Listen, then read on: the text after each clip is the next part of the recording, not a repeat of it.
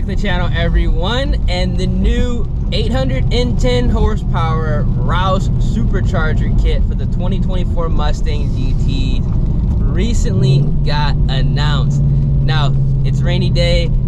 Figured we just do a chill POV drive and talk about the new blower that just hit the market. If you guys like these types of videos where I go on a drive, I have the face cam pointed toward me, and we just discuss, you know, important topics within, I should say, the Mustang community. Make sure you guys drop a like in the video, subscribe to the channel, and also turn on those post notifications. We have a truck, actually multiple trucks around me. Hopefully the rain noise isn't too intense. It shouldn't be.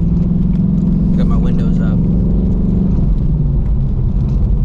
But let me know what you guys think about the Roush kit, man. We're gonna go over the features of the Stage 2 kit because we're gonna compare the Stage 2 kit to the Whipple kit. I'm actually gonna go ahead and quiet up my exhaust just for the vid so you guys can hear me, because we got rain, we got exhaust noise. Now, personally, I like the idea of having more supercharger kits on the market. Whether or not you like Whipple, whether or not you like Roush, it is good that the monopoly is slowly starting to end, because Whipple being the only company that has access to tuning isn't really good for consumers, because not everybody wants to go ahead and add a Whipple. Add a Whipple to their cars. Not everybody, you know, wants to go ahead and add a Roush to their cars. People want to do Pro Charger, people want to do twin turbo setups. So I think this is a start in the right direction and kind of leading toward, you know, the assumption that tuning hopefully will be available within the near future. Me personally, honestly, I originally thought that tuning was going to be available within the year that the cars 2024 Mustang GTs were released. I'm now going to be under the assumption that it's probably going to be, honestly, 2 years, which is insane when you think about it. So we're slowly, ever so slowly, kind of getting on track. Now, something I want to go ahead and add right now about these Roush blowers is the huge selling point is going to be the dual throttle bodies, right? That's what a lot of people were upset with Whipple, because the Whipple kits do not come with the dual throttle bodies. For me personally, I don't really care whether or not it has dual or the single throttle body. I care that the setup works. I feel like a lot of people that are, you know, performance oriented realistically just care if you're going to be getting the most horsepower for the amount of money you're spending, and the car is going to be operating how it should, and obviously combating heat and the ease of tuning once custom tuning is available. Now, something that raised my interest is, since this Roush kit has the dual throttle bodies, hypothetically, what if somebody went ahead and bought a Roush kit, right, that has the dual throttle bodies, and then they uninstalled it, installed a twin turbo kit that's already on the market, because Helion has a twin turbo kit, Hell Horse has a twin turbo kit. Could you theoretically use that file on a twin turbo kit because of the dual throttle bodies? That's something that I thought of immediately as soon as I saw the Roush kit, and I wonder if other people are thinking the same. Let me know down in the comment section if you guys kind of catch my drift. Obviously, it's going to be a different power delivery. The horsepower numbers are going to be different. The torque is going to be different. But I feel like the overall design, as far as how airflow is going to be, you know, distributed and, you know, flown into the motor and metered with the mass airflow sensors within the tune, I feel like it could work, because right now with the twin turbo kits, you're pretty much limited to like 3 to 5 PSI. But with the Roush file, with the twin turbo kit, maybe you could go ahead and bump it up to whatever limit, I should say, that tune is going to be allowing air to go through the motor. I might not be making sense here, but for those of you who are more experienced with tuning and maybe know a lot more about this than I do, please comment. But I feel like I'm onto something here, right? Because dual throttle bodies with the Roush kit, dual throttle bodies with the twin turbo kit, I feel like something could work here, and I feel like we're going to be seeing potentially a couple cars with twin turbo kits using the Roush file, making some steam and running some pretty impressive times. But I digress. Now, some of the technical specs on the Roush blower, I'm going to go over the entire parts list, but I wanted to get that piece out about the twin turbo compatibility potentially. But some of the technical specs about the Roush blower, if you guys are unaware, it is a supercharger made by Magnuson Superchargers using the TVS components. Now, this is pretty interesting to me because if you guys are, you know, in the Chevy world, you know, those Magnuson blowers, you know, they be putting in some work. Magnuson 2650, that's exactly what this Roush blower is. Now, a lot of C7 Z06 owners will upgrade the 1.7 liter blower on the C7 Z06 to a Magnuson 2650, and they're making some pretty good steam. Now, this is essentially going to be a similar design on the 2024 Mustang GTs as well as the Dark Horse, but it's going to be using the TVS rotors. Now, the interesting thing about this is I feel like the Roush blower is just going to be kind of paying homage to the old days, back when, you know, the Terminator Cobra, you know, was running the street. I feel the Roush blower is going to be for the market of those who want a newer car, want the newer technology, but want to have a piece of the quote-unquote, you know, good old days. Now, the Roush blower, it whines. it whines significantly more than the Whipple.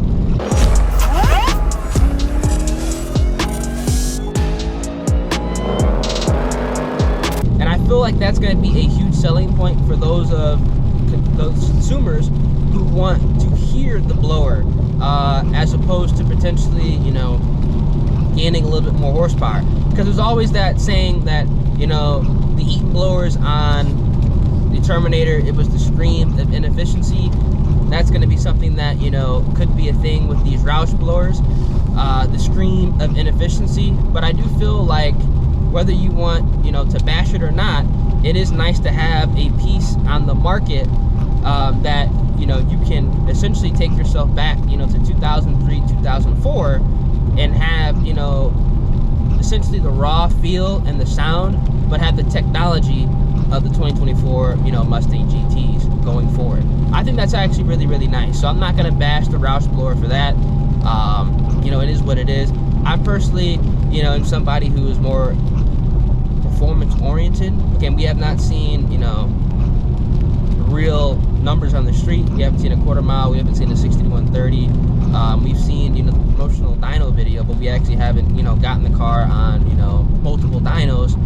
So we're gonna have to go ahead and see exactly what's going down with these Roush blowers. But overall, I think it's going to be a good addition to the market, whether you know, like it or not. Now let's go ahead and talk about the horsepower numbers on the Roush blower. 810 horsepower, you know, 600 plus foot-pound of torque. Obviously, those horsepower numbers are going to be towards the crank. It's not going to be toward the wheels. So if you guys are thinking that, you know, you can install this blower on a stock Mustang, you know, GT or Dark Horse and get 810 horsepower, that's not going to be the case. This is going to be crank horsepower numbers. That's how all manufacturers go ahead and, you know, scale their superchargers and cars for that matter. So it's going to be crank horsepower. I know a lot of people have that misconception that, you know, you can install a Whipple and, you know, you could get, you know, 850 wheel. You can install a Roush blower and get 810 horsepower. It's not going to be the case. We don't know if this is straight 93 octane or 91. We don't know if boostane was used. We don't know if, you know, any other higher grade fuel was mixed. We don't know any of that right now. We just have the numbers that were shown. So we're going to have to wait until multiple cars get on the dyno. Now, I'm going to go ahead and put this out there right now. I know a lot of people are upset with a lot of the Whipple propaganda going on about, you know, the really high horsepower numbers, you know, being used with octane booster and stuff like that. And, you know, here's what I'm going to say about, you know, the horsepower numbers being given, right? Every single car manufacturer right now is going to be rating the horsepower numbers, you know, to the crankshaft, right? You know, if you're, you know, somebody that's going to be measuring the car from the crankshaft, why do you care if the car is using octane booster? Because your car is going to make that number to the crankshaft. The octane booster is going to be used for people who are interested in racing their cars, right? It's not going to be for those, you know, the consumers who just want to have a bolt-on kit and go in and have fun, you know, on a weekend or whatnot. 700 horsepower is more than enough to have fun on the street.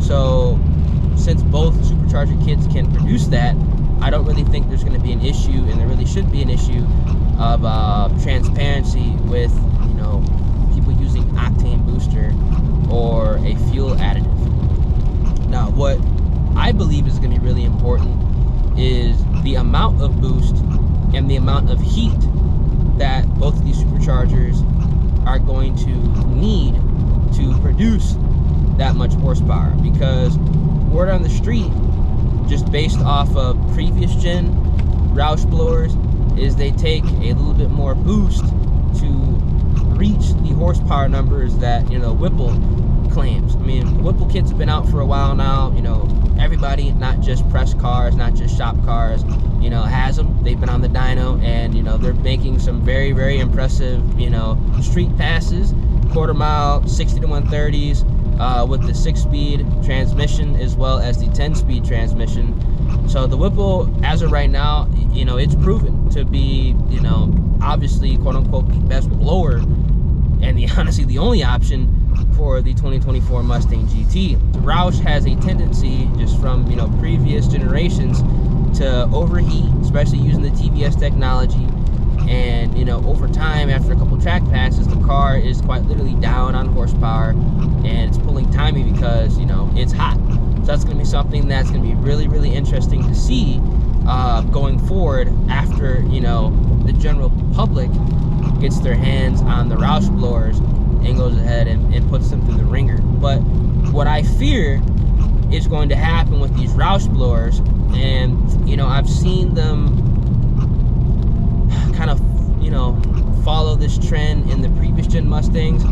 I feel like a lot of people that are going to be buying the Roush blowers, now again, this is not going to be a shout towards Roush, this is just from my, you know, personal experience, because, you know, I've been around the racing scene. I've seen a lot of setups, you know, I've supercharged quite a few cars, you know, I've ran up against a lot of setups and met a couple folks, you know, young, medium age, and older age. I feel like a lot of fellas that, you know, are picking up Roush cars are going to be a little bit older. They're not really going to be chasing, you know, a lot of horsepower numbers. And I feel like because Roush is kind of, you know, making it very, very apparent that, you know, they're trying to make the kit look aesthetically pleasing, I feel the Roush blower is going to be for those of, you know, the consumers who want a blower that's just going to look good under the engine bay, not really chase horsepower numbers, and realistically not even really dyno test the car in all reality.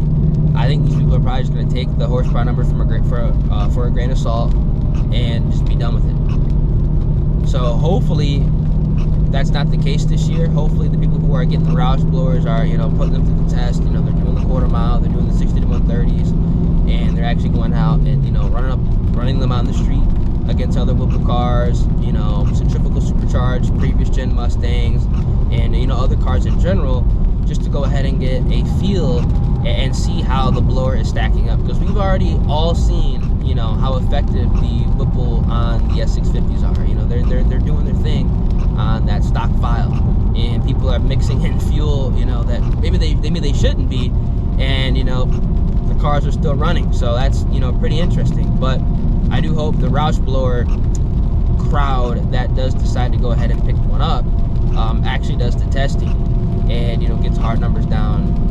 Because as of right now, because I'm more of a performance-oriented guy,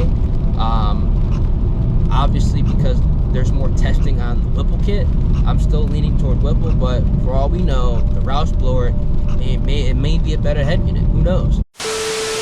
All right, so we are on Roush's website, and we're gonna be going over pretty much what this kit entails, everything you get when you unbox it, and obviously the price. Now, You see here, this is going to be a $10,000 option. I feel like all of the top mount blower designs are pushing 10 bands. Pretty expensive, I'm not going to lie. But as of right now, this Roush kit, it's 10 bands. So for the installation, this is going to be 10 hours installation time using garage tools. So you're going to have to be pretty handy to get this done, you know, in the 10 hours they say it's going to take. Now, as far as the looks, I mean, it looks really, really, really good. This aesthetically, in my personal opinion, looks better than the Whipple kit. And I feel like a lot of people are going to be going for the Roush kit because, you know, it looks good. I mean, this pops in the engine bay. No matter what color S650 you have, you know, it's going to look nice, especially with that, you know, signature on here. This is a very, very, I mean, look at this. This is a very, very nice looking kit with those dual throttle bodies. Imagine if you could get these paint matched, you get carbon fiber ones. Oh man, that would look crazy. But as far as the features goes, obviously 810 horsepower. It's going to be limited edition because it had the launch edition. It's going to have the dual front inlets. There's going to be a 2650 Supercharger. It's going to be reusing the stock 80mm throttle bodies. This is obviously going to be for tuning reasons. It's going to be easier to tune it. I do believe that's why they stuck with the stock throttle bodies. I don't think they've had it figured out with the bigger throttle bodies. They'd have to go with this, you know, a single throttle body design, which I think completes, you know, a reasoning why Roush is probably going to get their sales because it's a dual throttle body. Inverted design allows for large, high efficiency dual intercoolers for excellent heat transfer and lower intake air temps. We're going to see this. I definitely want to go ahead and, you know, see some actual data on track and people who are, you know, running it hard on the street, the IATs and overall the temps of the car. High flow dual cone fuel injectors with optimized director plates for ideal injector targeting. I believe these are going to be like somewhere in the 55-pound injector range. And that's what the tuning is going to be set for. Do not quote me on that. There's been a lot of, honestly, like misinformation going on. People say it's 55-pound injectors. Custom billet fuel rails provide maximum flow with minimum restriction while also ensuring correct injector orientation every time. It's going to be a custom FEAD design in hardware to allow the supercharger belt to run closer to the engine to reduce load on the crankshaft for ultimate reliability and durability. We have a large front heat exchanger, so it's going to be providing the lowest possible intercooler temperatures while minimizing restriction to stock cooling module. This is going to be the radiator. Custom degas bottle provides huge volume and eliminates coolant aeration for ultimate cool capacity. High flow Bosch PCE intercooler pump. Our hoses are custom formed for ultimate ease of installation and underhood appearance. That's why it looks good.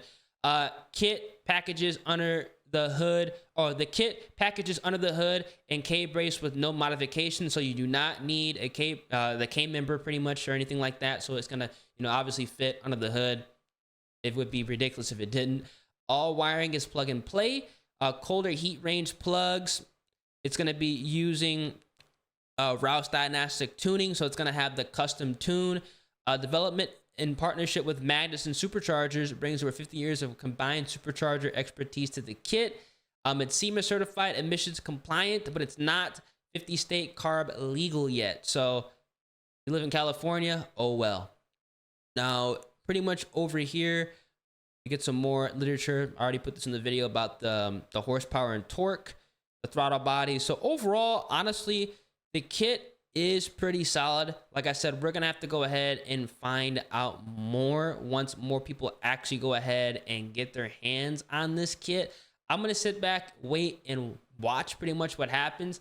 Like I said previously, I really do hope the fellas that do decide to pick up the Roush Phase 2 kit are gonna be actually running the cars, and it's not just gonna be like a cars and coffee type of deal where, you know, the supercharger is installed, but the car never actually sees over, you know, 3,500 RPM. That really would be kind of, you know, sad, because this could be, you know, the ticket for the twin turbo game to really take off. That's honestly what I am really excited for, because if people are making power with this Roush kit and they're having no issues, maybe somebody will buy the kit, take off the blower, install a twin turbo kit, use the Roush file, and start going crazy, if that's even possible, which I think it will be. So if you guys are excited for this Roush kit, let me know down in the comment section. And also, let me know if you are Team Whipple, if you are Team Roush, or you just don't care and just kind of waiting for tuning to be unlocked to be on Team Twin Turbo, kind of like where I'm at right now. But as of right now, I think I'm still going to be sticking with the Whipple kit unless Roush really does go ahead and, you know, knocks it out the park. So yeah, I'm going to catch you guys in the next one. Deuces.